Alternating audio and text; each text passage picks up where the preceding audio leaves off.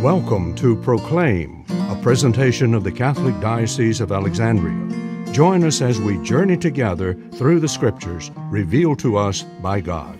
Good morning and welcome to Proclaim.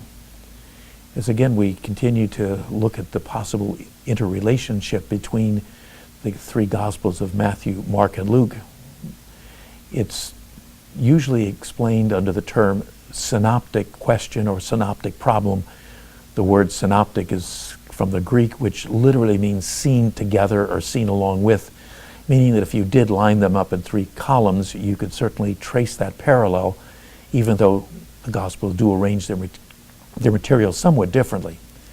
And as the Gospel of Mark has 661 verses, more than 600 of which are contained in some way in either Matthew or Luke or both.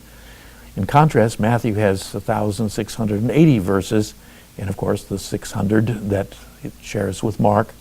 There's another 235 that are in common with Luke that seem to have had a different source.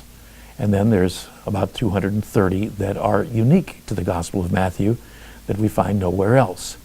And so once again, we find that the Gospels seem to have had multiple sources, and this may stem back to the very idea of the oral transmission that gradually developed perhaps primitive collections of sayings, some of the descriptions, some of the way they're passed on.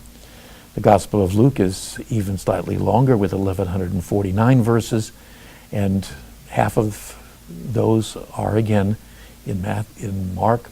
We also find those 237 that are shared by the Gospel of Matthew, and then Luke has some of those marvelous parables that only he has, amounting to 548 verses.